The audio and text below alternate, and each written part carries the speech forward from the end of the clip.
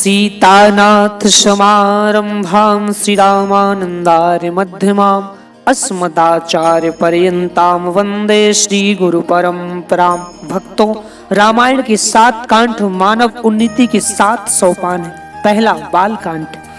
बालक प्रभु को प्रिय है क्योंकि उनमें छल कपट दंभ पाखंड नहीं होता। विद्या धन एवं प्रतिष्ठा वरने पर भी जो अपना हृदय निर्दोष निर्विकार बनाए रखता है उसी को भगवान प्राप्त होते हैं। बालक जैसा निर्दोष निर्विकार दृष्टि रखने पर ही राम के स्वरूप को हम और आप पहचान सकते हैं। जीवन में सरलता का आगमन संयम एवं ब्रह्मचर्य से होता है।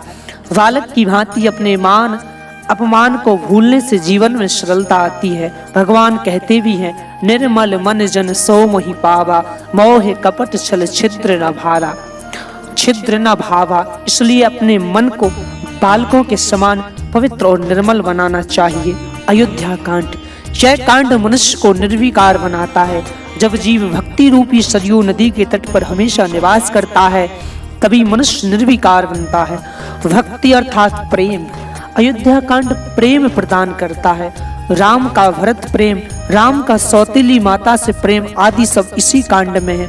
राम की निर्विकारता इसी में दिखाई देती है।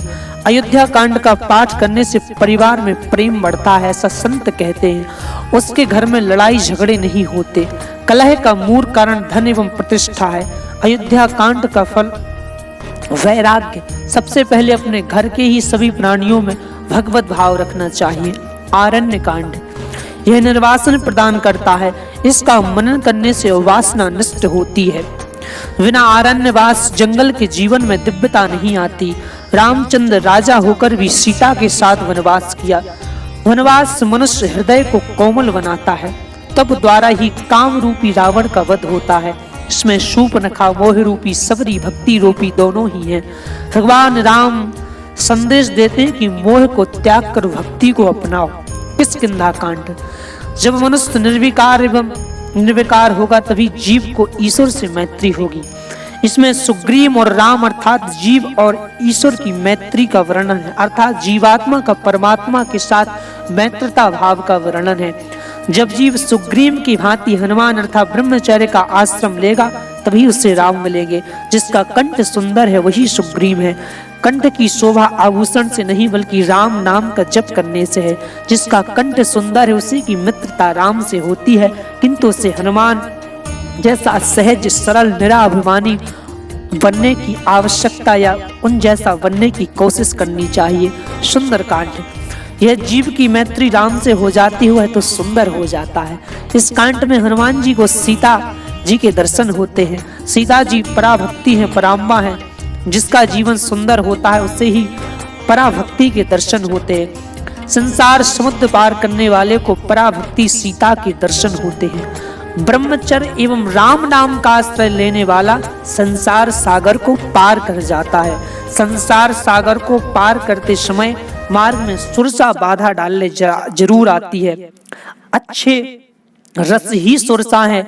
नए नए रस की वासना रखने वाली जीव ही सुरसा है। संसार पार करने की कामना रखने वाले जीव को बस में रखना चाहिए अपनी कामनाओं को। जहाँ पराभक्ति सीता है वहाँ शोक नहीं होता, जहाँ सीता है वहाँ अशोक वन होता है।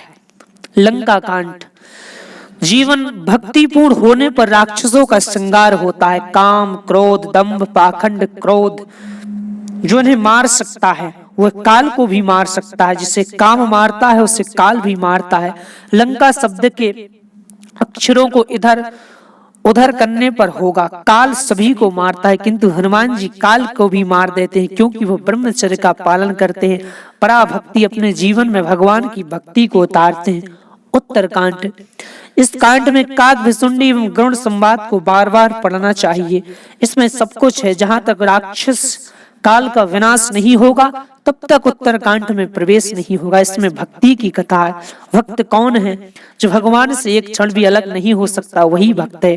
पूर्ववाद में जो काम रूपी रावण को मारता है उसी का उत्तर कांड सुंदर बनता है। वृद्ध अवस्था में राज्य करता है।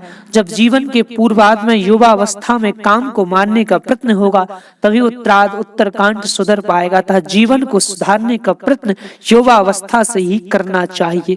हमें रामायण के